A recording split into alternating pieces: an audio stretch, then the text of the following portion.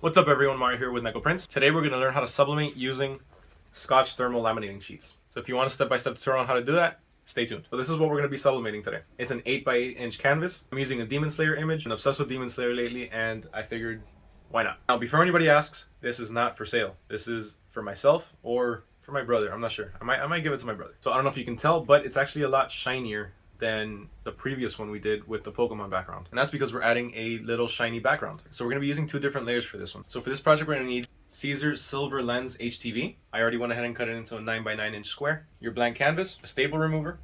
This is very important. And where we're gonna sublimate on top of some Scotch Thermal Laminating pouches. So what we're gonna do is we're gonna take one of our laminating pouches and split it in half. We're gonna keep one side, and then the other side we're gonna go ahead and just put away for future use. So now let's go ahead and remove the canvas from the wooden frame.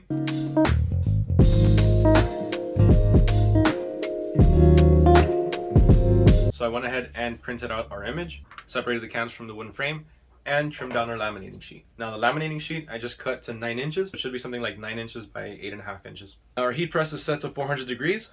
Let's go ahead and start pressing. First thing we're gonna do is we're gonna flatten down our canvas. The way we're gonna do that is we're just gonna press it down at the 400 degrees for about 5 seconds. You're gonna see all the moisture start to evaporate out as well. All right, that was 6 seconds. Now we're gonna add our base layer, which is gonna be our Siser Silver Lens. We're gonna tack it down for about 5-6 seconds. 6 or 7 seconds passed.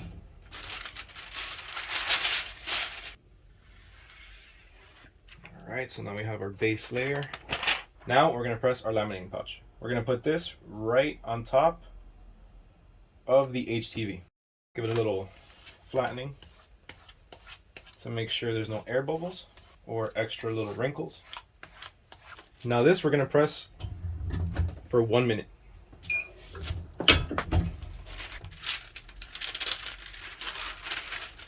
Now I don't know if you can see, but right here, the excess HTV here that came off on the sides melted and peeled off onto the paper.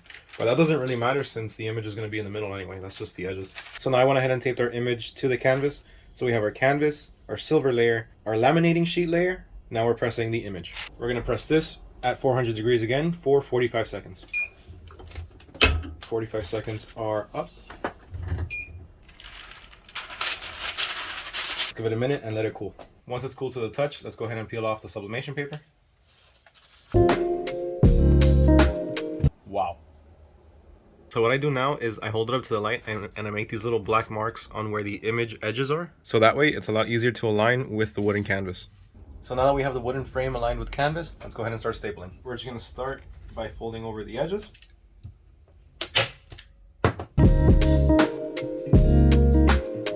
When it comes to these edges, this is a little bit tricky. You're going to have to find your own way of doing this. What I do is I sometimes fold them in and then I just fold over like that. And then if you have this little outside flap, I just fold that back in as well. That typically seems to work fairly well.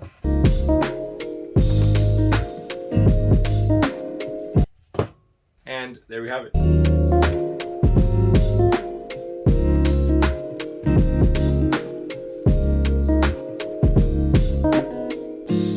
Look how gorgeous this looks. The holographic look in the back just makes it pop so much more. This came out beautiful.